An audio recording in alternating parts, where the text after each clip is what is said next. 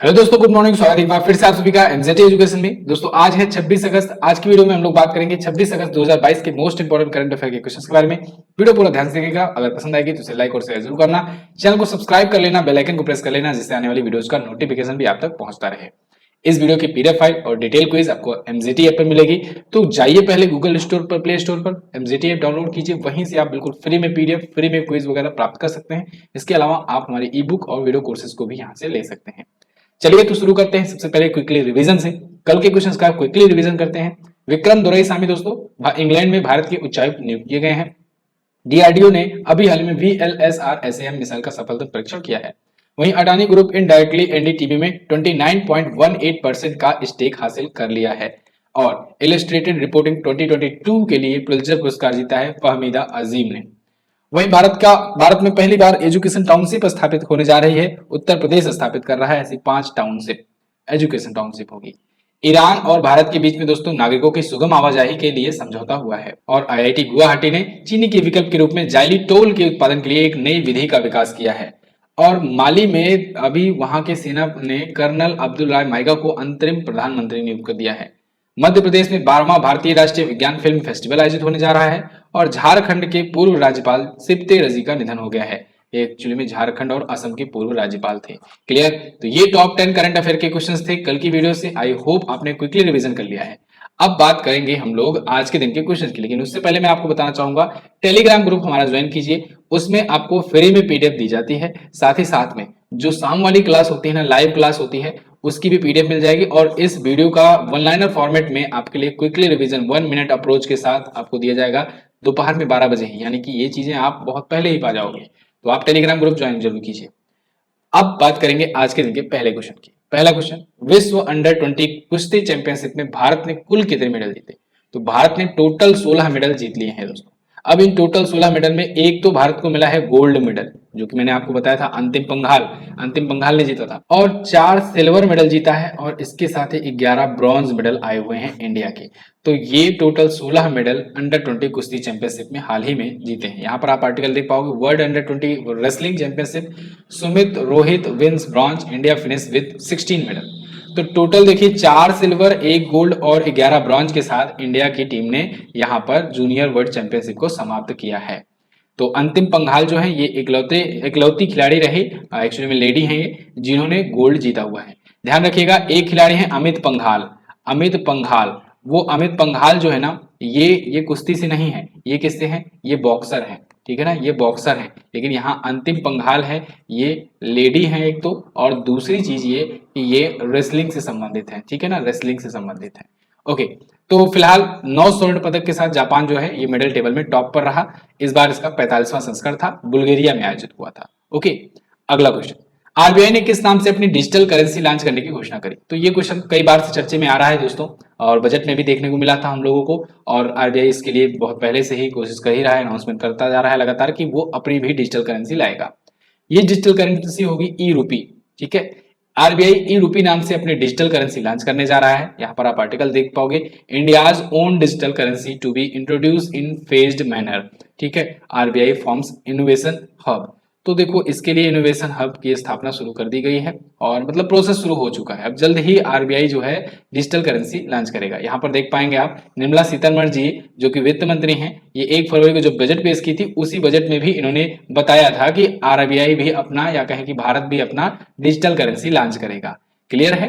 तो अब देखो डिजिटल करेंसी कैसे होगी। डिजिटल करेंसी मतलब ये कि आप उसको फिजिकली नहीं टच कर पाओगे। जैसे आप यूपीआई ट्रांजेक्शन्स करते हो तो इसमें आपको कैश नहीं टच करना पड़ता है, कैशलेस होता है। लेकिन इसमें आप रुपए का ही तो आदान प्रदान कर रहे हो, मतलब आप कैश ले भी तो सकते हो बाद में। लेकिन डिजिटल करेंसी ऐसी करेंसी होगी जिसको आप फिजिकली निकाल नहीं पाओगे। मतलब चाहे वो एटीएम हो, चाहे कहीं भी बैंक हो, वहां पे से भी वो निकलेगा नहीं। वो बस केवल डिजिटल के रूप में डिजिटली स्टोर रहेगा और डिजिटली इधर से उधर ट्रांसफर होगा। भारत में दोस्तों तो ये भी बताया था कि हम क्यूआर कोड बेसिस पर लाएंगे। ठीक है ना, वो क्यूआर कोड बेसिस पर, क्यूआर वाउचर के रूप में होगा। और वो वाउचर की लिमिट भी अभी रिसेंटली बढ़ाई थी। अगर आपको याद हो, मैंने रिवीजन करवाया हुआ है कि पहले तो 10,000 तक की लिमिट थी उस वाउचर की, लेकिन अब उस लिमिट को बढ़ा करके 1 लाख रुपए तक कर दिया गया है। तो ये भी आप याद रखेंगे। ठीक है ना। चलिए अगला, आरबीआई के बारे में बात करें। आरबीआई की स्थापना दोस्तों 1 अप्रैल 1935 को हुई थी वैसे, लेकिन आगे चल करके 1 जनवरी 1 जनवरी 1949 में इसको नेशनलाइज कर दिया गया। शक्तिकांत दास जी इसके गवर्नर हैं, जो कि हैं 25वें नंबर के गवर्नर। मुंबई में इसका हेडक्वार्टर है। आरबीआई दोस्तों ये भारत का केंद्रीय बैंक है, मुद्रा छापने का अधिकार इसी के पास होता है। आपसे अगर पूछा जाए मॉनेटरी पॉलिसी कमेटी का अध्यक्ष कौन होता है, तो आप बताएंगे आरबीआई गवर्नर होते हैं। आरबीआई गवर्नर होते हैं। ये मॉनेटरी पॉलिसी कमेटी क्या है, यही रेपो रेट वगैरह, मॉनेटरी पॉलिसी रेट्स वगैरह डिसाइड करती है। Repo rate, reverse repo rate, bank rate वगैरह, ठीक है ना, एसएलआर, सीएलआर, सीआरआर, तो ये सब चीजें यही करती है डिसाइड। अच्छा एक चीज और, आरबीआई जो है ना, इसके पहले अध्यक्ष बड़े पूछे जाते हैं। पहले अध्यक्ष थे सीडी देशमुख, लेकिन वो पहले कौन से थे, पहले भारतीय अध्यक्ष थे। सीडी देशमुख जी पहले भारतीय थे। और उससे भी पूछा जाए कि ओवरऑल पहले भारतीय पहले कौन थे गवर्नर, तो आप बताएंगे ओसबॉर्न स्मिथ। ठीक है, ओसबॉर्न स्मिथ ये पहले गवर्नर थे स्मिथ, और सीडी देशमुख जो थे ये पहले भारतीय गवर्नर थे। तो याद रखेंगे दोनों चीज आप। आगे देखते हैं, पाम तेल की खेती को बढ़ावा देने के लिए गोदरेज एग्रोवेटर ने किस राज्य के साथ समझौता किया? तो गोदरेज एग्रोवेटर ने दोस्तों अभी हाल ही में पाम ऑयल के लिए, पाम ऑयल की खेती को बढ़ावा देने के लिए 3 राज्यों के साथ समझौता किया है। असम, मणिपुर और त्रिपुरा। ये तीनों ही पूर्वोत्तर राज्य हैं, तीनों ही पूर्वोत्तर राज्य हैं, और इनके साथ समझौता किया है अभी हाल ही में। किसने? गोदरेज एग्रोवेटर ने। अब गोदरेज एग्रोवेटर एक कंपनी है जो पाम ऑयल वगैरह प्रोड्यूस किया करती है। तो इसने एक एमओयू पर साइन किया है असम, मणिपुर और त्रिपुरा के बीच में। इससे पहले ये दोस्तों भारत में कई और राज्यों में काम कर रही है इस पर, जैसे आंध्र प्रदेश, तेलंगाना, तमिलनाडु, उड़ीसा, गोवा, महाराष्ट्र और मिजोरम। यहाँ पर पाम की खेती लगातार गोदरेज एग्रोवेटर के द्वारा ऑलरेडी किया जा रहा है, लेकिन अभी यहाँ पर 3 और राज्य के साथ ये जुड़ा हुआ है। ठीक है, ये भारत का सबसे बड़ा पाम ऑयल प्रोसेसर है। जाहिर सी बात है, जब इतने राज्यों में इसका कारोबार फैला है, इतने राज्यों से ये पाम ऑयल का प्रोड्यूसिंग कर रहा है, तो सबसे बड़ा ही होगा।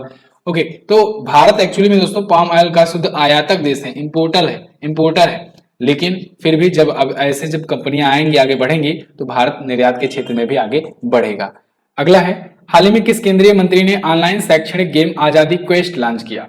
तो आजादी क्वेस्ट दोस्तों अनुराग ठाकुर जी ने लॉन्च किया है। ये दोस्तों केंद्रीय युवा मामलों के मंत्रालय के मंत्री हैं, युवा और खेल मामलों के। तो खेल मंत्री अनुराग ठाकुर जी ने आजादी क्वेस्ट लॉन्च किया है। ये आजादी क्वेस्ट बेसिकली होगा क्या कि एक एप्लीकेशन टाइप का, एक क्विज टाइप का एप्लीकेशन है, ठीक है ना। ये क्विज किस प्रकार से होगा, इसमें दोस्तों जो भारत के जो स्वतंत्रता सेनानी थे, जो अनसंग हीरोज थे भारतीय स्वतंत्रता संग्राम के दौरान, उनके बारे में जानकारी प्रोवाइड करने के उद्देश्य से ये लॉन्च किया गया है आजादी क्वेस्ट नाम से। ठीक है, हालांकि ये 15 अगस्त के अगर पहले हुआ होता तो और अच्छा और अच्छी बात होती, और मुझे तो लगता है कोशिश थी इन लोग की, उस ऐप जो है वो डेवलप नहीं हो पाया, या फिर हो सकता है गूगल प्ले स्टोर पर अप्रूवल जल्दी ना मिला हो जाती है टेक्निकल चीजें। तो फिलहाल कुछ दिनों के बाद ही सही, कोई बात नहीं, अभी लॉन्च हुआ है आजादी क्वेस्ट ये, और ऑनलाइन शैक्षणिक गेम ये होगा। ऑनलाइन इसमें एक प्रकार से एजुकेशनल टाइप गेम टाइप का एजुकेशनल ये होगा। झिंगा इंडिया के साथ मिलकर के सूचना और प्रसारण मंत्रालय ने लॉन्च किया है। खेल मंत्री दोस्तों आपको बता दें सूचना और प्रसारण मंत्रालय भी देख रहे हैं। क्लियर है? अच्छा, पिछले कुछ दिनों में कुछ और मंत्रियों, केंद्रीय मंत्रियों से रिलेटेड क्वेश्चंस आए हुए थे, उनका हम लोग क्विकली रिवीजन करेंगे। जैसे अभी डॉक्टर एस जयशंकर प्रसाद दोस्तों पराग्वे में महात्मा गांधी जी की प्रतिमा का अनावरण किए, आपको पता ही होगा। और केंद्रीय मंत्री जितेंद्र सिंह जी ने अभी पहली स्वदेश निर्मित हाइड्रोजन ईंधन सेल बस का उद्घाटन किया है पुणे में। इसके अलावा दोस्तों केंद्रीय मंत्री, केंद्रीय मत्स्य मंत्री पुरुषोत्तम रुपाल जी ने एक्वा बाजार ऐप लॉन्च किया है। केंद्रीय रक्षा मंत्री राजनाथ सिंह जी ने भारतीय सेना को F-INSAS सिस्टम सौंप दिया है। इसके बाद भारतीय सेना और ज्यादा हाईटेक हो गई है। केंद्रीय मंत्री जितेंद्र सिंह जी ने भारत की पहली सेलाइन वाटर लालटेन रोशनी का उद्घाटन किया है। ये बहुत इंपॉर्टेंट है, याद रखिएगा नाम इसका। इसके अलावा केंद्रीय मंत्री धर्मेंद्र प्रधान और अनुराग ठाकुर जी ने नई दिल्ली में युवा संसद इंडिया एट 2047 को संबोधित किया है। वहीं केंद्रीय बिजली मंत्री आर के सिंह ने लोकसभा में विद्युत संशोधन विधेयक 2022 पेश किया। हाल ही में पहली गोबर संपीड़ित बायोगैस परियोजना किसने शुरू किया? इसको शुरू किया दोस्तों एचपीसीएल ने। एचपीसीएल आपको पता होगा एक महारत्न कंपनी है, हिंदुस्तान पेट्रोलियम कॉर्पोरेशन लिमिटेड। तो इसने पहली गोबर संपीड़ित बायोगैस परियोजना शुरू की है। ठीक है, एक पहली डंग कंप्रेस्ड बायोगैस प्रोजेक्ट इसने शुरू करा हुआ है। यहाँ पर आप आर्टिकल देख पाओगे, HPCL launches cow dung to compressed biogas project. तो इसने लॉन्च किया हुआ है राजस्थान के संचौर में, ये लॉन्च किया गया है। कहां पर? राजस्थान के संचौर में लॉन्च किया गया है। एचपीसीएल की अपनी तरीके की ये पहली परियोजना होगी, और इसके लिए बायोगैस में प्रतिदिन 100 टन गोबर का यूज किया जाएगा, और उसके बाद इसका उपयोग मोटर वाहन ईंधन के रूप में किया जा सकेगा, जो यहाँ से निकलेगा एनर्जी। ठीक है, तो ये परियोजना गोवर्धन परियोजना का ही एक हिस्सा है। गोवर्धन परियोजना के तहत बायोगैस दोस्तों बनाए जाते हैं, बायोगैस परियोजना को बढ़ावा दिया जाता है। तो राजस्थान के संचौर में ये शुरू हुआ है। अच्छा, एचपीसीएल वही कंपनी तो है दोस्तों जिसने आपको पता होगा कि रिटेल सुविधाएं शुरू करी थी अपने पेट्रोल टंकियों पर। इसने रिटेल शॉप शुरू किया हुआ था। आप कमेंट करके बता सकते हैं उन शॉप्स का क्या नाम रखा था एचपीसीएल ने, कमेंट बॉक्स में जरूर बताइएगा। चलिए फिलहाल हम लोग बात करेंगे कुछ और प्रमुख योजनाओं की। जैसे अभी सिक्किम में दोस्तों अम्मा योजना और वात्सल्य योजना शुरू किया गया, और कुछ दिन पहले ही अम्मा योजना और वाहिनी योजना शुरू किया गया था। अम्मा और वाहिनी योजना ये भी सिक्किम की थी। एसबीआई ने उत्सव सावधि योजना शुरू करी है, और जम्मू कश्मीर की आर्थिक सुधार के लिए परवाज योजना वहां पर शुरू करी गई है। कौन सी? परवाज योजना शुरू करी गई है। तेलंगाना सरकार ने नेथन्ना बीमा योजना शुरू किया, वहीं उत्तर प्रदेश सरकार ने पंचामृत योजना शुरू किया है, और हरियाणा सरकार ने चिराग योजना शुरू किया था। और इसके अलावा केरल सरकार ने आंगनवाड़ी बच्चों के लिए अंडा और दूध योजना शुरू किया था। वहीं तमिलनाडु सरकार ने मुख्यमंत्री नाश्ता योजना शुरू किया। ये सभी प्रमुख योजनाएं हैं, इनको आप याद रखेंगे और समय समय पर रिवीजन करते रहेंगे। अगर आप और रिवीजन करना चाहते हैं तो लाइव आइए मेरे साथ डेली 7 PM पर। डेली आपके लिए क्लास होती है 7 PM पर, और उसमें जनवरी से लेकर के अगस्त का रिवीजन कराया जा रहा है। जनवरी टू अगस्त 2022 बहुत ही बेहतरीन ढंग से डिटेल क्वेश्चन के साथ 50-50 क्वेश्चन डेली आपके कवर कराए जाते हैं। 3 एपिसोड ऑलरेडी हो चुका है, तो उन तीनों को भी देख लीजिएगा, और आप आगे वाला जो एपिसोड आने वाला है उनके लिए भी रोजाना जुड़िए शाम को 7 बजे मेरे साथ इसी चैनल पर। ठीक है, इससे आपका रिवीजन बहुत ही फास्ट तरीके से होता रहेगा। अच्छा, आपको बताना चाहूंगा ग्रुप डी की ई बुक लाई गई है आपके लिए। इसमें 5000 प्लस क्वेश्चन है वन लाइनर अप्रोच के साथ। ये सिर्फ और सिर्फ 49 में मिल रहा है आपको, और बहुत सारे बच्चों ने इसको परचेज किया है। इसमें 2500 आपको करंट अफेयर के क्वेश्चन मिल जाते हैं जनवरी से अगस्त तक के। एनटीपीसी में पूछे गए 1000 क्वेश्चन मिल जाते हैं, और 250 क्वेश्चन सब्जेक्ट वाइज आपको प्रैक्टिस सेट के लिए एमसीक्यू फॉर्मेट में मिल जाते हैं। यानी 1500 क्वेश्चन तो इसमें एमसीक्यू है, और लगभग 3500 क्वेश्चन इसमें वन लाइनर अप्रोच के साथ है। तो आप बहुत ही क्विकली रिवीजन कर सकते हो, जीके में अपना स्कोर बूस्ट कर सकते हो। इस ई बुक को आप एमजेटी ऐप से प्राप्त कर सकते हो, या फिर व्हाट्सएप का नंबर जो दिया गया है वहां से भी जाकर यूपीआई के माध्यम से ले सकते हो। अगला क्वेश्चन देखते हैं। हाल ही में किस देश के राष्ट्रपति व्लादिमीर जेलेंस्की को वर्ष 2022 का लिबर्टी मेडल दिया गया? व्लादिमीर जेलेंस्की, आपको याद होगा नाम, कौन है ये? यूक्रेन के प्रेसिडेंट है। तो यूक्रेन के प्रेसिडेंट व्लादिमीर जेलेंस्की को दोस्तों लिबर्टी मेडल दिया गया है। यहां पर आप आर्टिकल देख पाओगे, Ukrainian president Vladimir Zelensky awarded liberty medal. और इनको किस लिए दिया गया आपको बताने की जरूरत है नहीं, रूसी आक्रमण के खिलाफ ये खड़े रहे। वाकई में मतलब काबिले तारीफ है। एक टाइम पर तो हम सब ने मजा लिया था इनका, लेकिन अभी देखिए वाकई में कि किसी एक, आप सोच के देखो, किसी एक महान शक्ति के सामने खिलाफ इतनी बहादुरी के साथ खड़े रहना, और इतना दिन तक मतलब युद्ध को खींच ले जाना। जब लग रहा था शुरुआत में भाई तो 2-4-5 दिन का खेल है, लेकिन इतने दिन तक चला ले जाना ये अपने आप में बहुत बड़ी बात है। और लिबर्टी मेडल वाकई इसके इसके ही नहीं बल्कि और भी कई मेडल के ये दावेदार हो सकते हैं। फिलहाल यूक्रेन के बारे में चलिए, आज बहुत दिन बाद आया है, फिर से मैं आपको दिखाई देता हूँ। तो देखिएगा दोस्तों, वर्ल्ड मैप में ये रहा अपना प्यारा भारत। यहां से आप देखेंगे ऊपर आएंगे तो ये आपको रसिया दिखेगा। रसियन एम्पायर आप समझ लो इतना दूर में है पूरा रसिया, ठीक है ना, ये है रसिया। लेकिन अब यहां पर आओगे आप, छोटा सा ये जो देश है ना, ये है यूक्रेन। और यूक्रेन यहाँ पर इन्वेजन तो रसिया कर ही रहा है, और लगभग कर ही लिया है, मेन मेन जगहों पर तो कर भी लिया है रसिया ने। लेकिन यूक्रेन के प्रेसिडेंट जो है ना अभी भी टिके हुए हैं, और अभी भी इनको हालांकि सपोर्ट तो मिल ही रहा है बैकग्राउंड में। देखिए हम लोग के रिलेशन रसिया से बहुत अच्छे हैं, नो डाउट। यूक्रेन हम लोग के खिलाफ बहुत सारे चीजें किया हुआ है, नो डाउट, ये सब चीजें हैं, ठीक है। तो इसी वजह से इंडियंस जो है वो रशियन सपोर्टर ज्यादा होते हैं, वो बात अलग है। लेकिन अगर एक निष्पक्ष व्यक्तित्व के तौर पर देखा जाए ना, तो वाकई में यहाँ पर यूक्रेन की हम लोग को तारीफ करनी चाहिए। यूक्रेन जो है ये डटा रहा इतनी बड़ी शक्ति के साथ, ठीक उसी प्रकार जैसे चाइना के सामने ताइवान अभी टिका हुआ है, ठीक है। फिलहाल यहाँ पर हम लोग यूक्रेन की बात करेंगे। यूक्रेन की राजधानी यहाँ पर है कीव, यहाँ पर ये जो है ये कैपिटल है कीव। और इधर आपको पता होगा लुहांस और दोमेस्तस, इसमें कुछ रीजन्स को रसिया ने कब्जा लिया, और उसके बाद फिर उसको स्वतंत्र भी घोषित किया था। ये भी क्वेश्चन बना था रिसेंटली। नीचे आप अगर देख पाएंगे, नीचे यहाँ पर जो है ना ये क्रीमिया रीजन है, और इस पर 2014 में ही कर लिया था रसिया ने कब्जा। यहाँ पर ब्लैक सागर है, काला सागर है, ठीक है। और यहाँ पर जो है ना अजोव सागर है। ये सारी चीजें मैं आपको बहुत अच्छे से बता चुका हूँ कई बार वीडियोज बनाकर, जब उस टाइम पर ये ट्रेंडिंग हुआ करता था। तो आप उसे सर्च करके देख भी सकते हैं। पूरा रसिया और यूक्रेन के मामले में क्या टेंशन हुआ था, क्या चीजें हुई थी, घटित हुई थी, ये सारी चीजें आपको बताया गया था। तो बनता तो है कि एक डिटेल वीडियो बनाई जाए जिसमें पूरा का पूरा एक समरी बताया जाए कि अभी तक क्या कुछ घटित हुआ। देखिए टाइम मिलता है अगर तो मैं जरूर बना करके आपको दूंगा। ओके चलिए फिलहाल तो बढ़ते हैं हम लोग अगले क्वेश्चन की तरफ। अगला, किस देश में हाइड्रोजन ट्रेन की पहली रेल सेवा शुरू करी गई? ये तो आप बता ही सकते हो। हाइड्रोजन ट्रेन पहली बार लॉन्च किया था 2018 में जर्मनी ने, और वही अभी फिर से सेवा भी शुरू कर दिया है। तो जर्मनी में दोस्तों हाइड्रोजन ट्रेन चलना शुरू हो चुका है। अभी हाल ही में वहां पर पैसेंजर के रूप में लॉन्च किया गया है, पैसेंजर ट्रेन के रूप में। ठीक है, यहां पर आप देख पाओगे article, world's first hydrogen train Coradia island started passenger service in Germany, ये इसका नाम है, करोडिया आइलैंड। ठीक है, जर्मन भाषा में है। तो फिलहाल देखिए CO2 इमिशन फ्री होता है। हाइड्रोजन आप समझते हो, आप पढ़ते ही आए हो साइंस में कि हाइड्रोजन को फ्यूचर फ्यूल कहा जाता है, यानी कि भविष्य का ईंधन कहा जाता है। कारण क्या है? कारण यह है कि इसमें कार्बन का एमिशन बिल्कुल होता ही नहीं है। ठीक है ना। और लेकिन अब आप सोचोगे कि आज तक फिर हाइड्रोजन का यूज क्यों नहीं किया भैया, इतना दिन तो दुनिया आगे आ गई है, हाइड्रोजन का यूज आज तक क्यों नहीं किया जब कार्बन फ्री है? तो देखो भाई, बात ये है ना, अभी तक हमारे पास इतनी अच्छी टेक्नोलॉजी विकसित ही नहीं हो पाई थी कि हम लोग हाइड्रोजन को कंट्रोल कर सके। यानी हाइड्रोजन जो है ना बहुत ज्यादा ज्वलनशील होता है, और इसको कंट्रोल करना बड़ा पॉसिबल नहीं हो पाता था अभी तक। तो अब ऐसी टेक्नोलॉजी जर्मनी ने विकसित कर लिया है, जिसके बाद धीरे धीरे भारत और भी बहुत सारे देश जो हैं वो विकसित कर ही रहे हैं। अभी आपने देखा भारत में हाइड्रोजन से संचालित लॉन्च हुआ है, बस लॉन्च हुआ है। ठीक है ना। इसके अलावा आपको पता होगा टोयोटा मिराई, ठीक है, टोयोटा मिराई लॉन्च किया है भारत ने, नितिन गडकरी जी ने लॉन्च किया था, आपको अगर याद हो, कई महीने हो गए इसको, टोयोटा मिराई। ओके, तो ये सभी जो है ना, भारत भी आगे बढ़ रहा है, ऐसी बात नहीं है। लेकिन ट्रेन की अगर बात हो तो ट्रेन तो भाई जर्मनी लॉन्च कर ही दिया है। तो यहाँ पर भी सारी चीजें आप देख पाओगे। तो 15 डीजल ट्रेनों की जगह पर अब वहां पर हाइड्रोजन ट्रेनें चलेंगी। ओके, जर्मनी, चलिए वर्ल्ड मैप में इसको भी दिखाते हैं। वर्ल्ड मैप में आएंगे, देखेंगे ये है अपना प्यारा भारत। यहां से आपको आ जाना है सीधे यूरोपियन कॉन्टिनेंट की तरफ।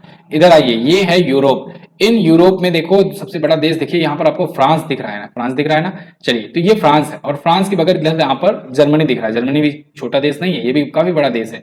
जर्मनी की कैपिटल होती है बर्लिन। ठीक है ना, यहाँ की कैपिटल होती है बर्लिन। और जर्मनी की भी करेंसी होती है यूरो, क्योंकि यूरोपियन यूनियन का हिस्सा है। और जर्मनी की नए चांसलर हैं दोस्तों ओलाफ स्कोल्ज। कौन है? Olaf Scholz. नाम याद रखिएगा, पहले एंजेला मार्केल थी, अब ओलाफ स्कोल्ज हैं। आ जाते हैं वापस से भारत पर। ठीक है, चलिए बढ़ते हैं अब अगले क्वेश्चन की तरफ दोस्तों। अगला क्वेश्चन है, हाल ही में किस राज्य में 300 ग्रामीण औद्योगिक पार्क स्थापित किया जाएगा? तो 300 ग्रामीण औद्योगिक पार्क स्थापित करने की घोषणा करी है छत्तीसगढ़ राज्य सरकार ने। यहां पर आप आर्टिकल देख पाओगे, Chhattisgarh government plan to set 300 rural industrial park in 1 year. अगले 1 साल में ये स्थापित किए जाएंगे, ये बड़ी बात होने वाली है। तो यहाँ की ग्रामीण अर्थव्यवस्था को मजबूत करने के उद्देश्य से इन्होंने घोषणा करी हुई है। गौथन यानी मवेशी शेड को आजीविका का केंद्र बनाना इनका उद्देश्य होगा। तो ये परियोजना गांधी जयंती यानी 2 अक्टूबर से शुरू करी जाएगी। ठीक है, तो छत्तीसगढ़ में इस तरह का पहला पार्क कांकेर जिले के कुलगांव में बनाया गया है, जिसे गांधी ग्राम नाम दिया गया है। और इसी तर्ज पर गांधी जयंती पर अब और भी आगे शुरू किए जाएंगे। छत्तीसगढ़ आया है, तो मैप में आप देखना चाहोगे ही, यहाँ पर है छत्तीसगढ़। ये मध्य प्रदेश से अलग हुआ था 1 नवंबर सन 2000 को। अपना बॉर्डर शेयर किया करता है आंध्र प्रदेश, तेलंगाना, महाराष्ट्र, उड़ीसा, झारखंड, उत्तर प्रदेश और मध्य प्रदेश से। क्लियर है। और यहाँ के सीएम जो हैं भूपेश बघेल जी हैं, इंडियन नेशनल कांग्रेस पार्टी से। अनसुईया उइके यहाँ की गवर्नर है, अरूप कुमार गोस्वामी यहाँ के हैं चीफ जस्टिस। नया रायपुर यहाँ की कैपिटल होती है, और नया रायपुर में ही है Swami Vivekananda international airport. Okay, अगला क्वेश्चन, हाल ही में किसे दोबारा पेटीएम का एमडी और सीईओ नियुक्त किया गया? तो दोस्तों पेटीएम के दोबारा से एमडी और सीईओ नियुक्त कर दिए गए हैं विजय शेखर शर्मा। वहां पर दोस्तों बोर्ड ऑफ डायरेक्टर्स की मीटिंग हुई, उसके बाद वोटिंग हुई, और उन वोटिंग में एक बार फिर से डिसाइड किया गया, मतलब वोटिंग में ये जीत गए विजय शेखर शर्मा। ठीक है ना। वोटिंग का आप ऐसे अंदाजा लगा सकते हो कि टोटल 99.67% मेजोरिटी वोट जो है ये मिले हैं विजय शेखर शर्मा। अब आप इससे अंदाजा लगा सकते हैं कि बोर्ड ऑफ डायरेक्टर्स में, या कहें कि जो बोर्ड मीटिंग हुई थी उसमें कितने लोगों को शामिल किया गया था वोटिंग के लिए। तो उसमें फिलहाल विजय शेखर शर्मा दोबारा से आ गए हैं। और आप सोचोगे कि इन्होंने ही कंपनी स्थापित करी थी, तो इनको कैसे कौन निकाल सकता था? देखिए ऐसा नहीं होता है। ये कंपनियों में ना जब जब जब आप लिस्टेड हो जाते हो, पब्लिक प्राइवेट लिमिटेड बन जाते हो ना, तो जब इसमें कई डायरेक्टर्स हो जाते हैं ना, तो वो मायने नहीं रखता कि आपने कंपनी को स्थापित किया है या नहीं किया है।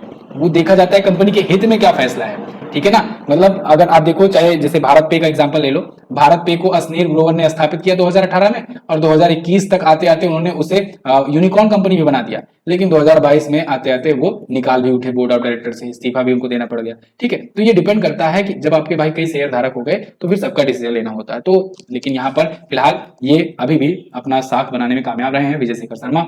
197 कम्युनिकेशन लिमिटेड के द्वारा पेटीएम स्थापित किया गया। पेरेंट कंपनी 197 कम्युनिकेशन है। 2010 में स्थापना हुई, नोएडा में इसका हेडक्वार्टर है। ओके, आगे। अच्छा, अभी चर्चे में आई थी सैमसंग के साथ पीओएस उपकरण लगाने के लिए, ये भी आप याद रखेंगे।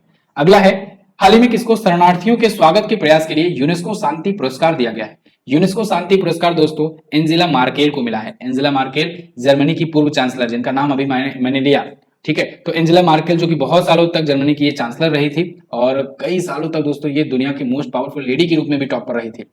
तो इनको अभी हाल ही में मिला है यूनेस्को पीस प्राइज, बहुत इंपॉर्टेंट होने वाला है। यूनेस्को पीस प्राइज जो है ये एंजेला मार्केल को मिला है। अच्छा, इनको दोस्तों क्यों मिला है? सीरिया, इराक, अफगानिस्तान और इरिट्रिया से 1.2 मिलियन से ज्यादा शरणार्थियों को स्वागत किया इन्होंने अपने देश में 2015 में, ठीक है, इस वजह से इनको मिला है। अच्छा, एंजेला मार्केल दोस्तों ये तो पाई हुई है यूनेस्को पीस प्राइज। इसके अलावा कुछ और प्राइजेस हैं जिनको मैं आपको रिवीजन करवा देता हूं। जैसे सरस्वती सम्मान अगर पूछा जाए तो सरस्वती सम्मान दोस्तों जीता है किसने? इसको प्रोफेसर रामदरस मिश्रा जी ने जीता हुआ है। किसके लिए? मैं तो यहाँ हूं के लिए। इसके अलावा व्यास सम्मान अगर पूछा जाए तो व्यास सम्मान असगर वजाहत ने जीता है महाबली नाटक के लिए। इसके अलावा अगर आपसे पूछा जाए कि चलो बताओ गांधी शांति पुरस्कार किसने जीता है 2020 का, तो आप बताएंगे शेख मुजीबुर रहमान ने गांधी शांति पुरस्कार जीता है। यहाँ पर ध्यान रखिए ये यूनेस्को शांति पुरस्कार है। इसके अलावा अगर आपसे पूछा जाए ज्ञानपीठ पुरस्कार किसने जीता, तो आप बताएंगे दो जीता हुआ, एक तो 2020 एक तो 2021, दोनों के लिए एक साथ मिला है इस बार। तो 2020 के लिए किसे मिला? मैंने आपको कल ट्रिक भी बताया था कि क्या करो, फूंको और मौज करो, फूंको और मौज करो। 2020 में कोरोना था तो फूंको और मौज करो। तो यहाँ पर आप करोगे नीलमणि फूकन, नीलमणि फूकन, ठीक है ना, फूकन और दामोदर माउजो, दामोदर माउजो, ठीक है। तो फूको और मौज करो, इस हिसाब से आप याद करेंगे, बहुत ही आसानी से याद हो जाएगा। और आप ऑप्शन अगर आपके सामने दिख गया ना तो तुरंत कर ले जाओगे, फूको और मौज करो याद रखना है। फिलहाल ये कुछ अवार्ड थे, इनको आपको याद रखना है, ठीक है। चलिए, अच्छा, नारायण प्रधान जी को जीडी बिरला पुरस्कार भी मिला है। जीडी बिरला पुरस्कार किसे मिला? नारायण प्रधान को। सभी चीजें आप याद रखेंगे। फिलहाल ये तो थे आज के दिन के हमारे टॉप 10 करंट अफेयर के क्वेश्चन। आई होप मैं प्रोडक्टिव रह पाया हूँ, आपको बहुत सारी चीजें आपको बता पाया हूँ यहाँ पर। अगर पसंद आई है तो लाइक शेयर जरूर कीजिएगा। इस ईबुक को लेना मत भूलिएगा। एक क्विकली रिमाइंडर करा दूं, 5000 प्लस क्वेश्चन का ऑनलाइन अप्रोच के साथ ये ईबुक है, इसको आप परचेज कर सकते हैं। नीचे व्हाट्सएप का नंबर है, वहां से भी ले सकते हो या फिर एमजेटी ऐप पर जाकर के ले सकते हो। लास्ट डे के क्वेश्चंस की अगर बात करें तो मैंने कल पूछा था आपसे कि कैबिनेट सचिव कौन है? राजीव गौबा जी हैं। दार्जिलिंग की चाय को किस वर्ष जीआई टैग दिया गया था? 2004 में दिया गया था। आप में से बहुत सारे लोगों ने डिटेल में आंसर किया, बहुत ही शानदार तरीके से, लेकिन जो टॉप 10 रहे जिन्होंने सबसे पहले और सबसे ज्यादा डिटेल के साथ आंसर किया उनमें है उषा साहू, स्वर्णेश्वर कुमार, केटीएम ब्लॉग, सीरू मौर्य। इसके अलावा हैं प्रवीण त्रिपाठी, सुस्मिता साहू, महेंद्र हेम्ब्रोम, मोहित ठाकुर, शुभांगी त्रिवेदी और एसके मोटिवेशन। देखिए कई लोग कल कमेंट कर रहे थे सर मैंने पहले आंसर किया था, पहले आंसर किया था। पहले आंसर करना बड़ी बात नहीं है भाई, आपको पहले के साथ साथ डिटेल भी लिखना होगा ज्यादा से ज्यादा, ठीक है ना, तभी हमारी टीम उसको डिटेक्ट कर पाएगी और उसके बाद फिर आपका नाम यहाँ पर आएगा। चलिए, आज क्वेश्चन का क्या आंसर आपको देना है? आज बताना है जो अभी हाल ही में पूर्व राज्यपाल सिप्ते रजी जी का निधन हुआ है, ये किस राज्य के गवर्नर थे? आज की भी वीडियो अगर आप ध्यान से देखे होगे ना तो भी आप आंसर कर ले जाओगे। सऊदी अरब में भारत के राजदूत कौन है? साथ ही साथ और भी राज्यों के क्या क्या राजदूत, क्या क्या उच्चायुक्त आपको याद है, आप कमेंट करके बताएंगे। चलिए फिलहाल रखते हैं दोस्तों इतना ही वीडियो में। वीडियो अगर पसंद आई है तो लाइक और शेयर कर देना। एमजीटी ऐप पर इसकी क्विज और पीडीएफ मिल जाएगी। मिलेंगे अगली वीडियो में, तब तक के लिए नमस्कार, जय हिंद, वंदे मातरम।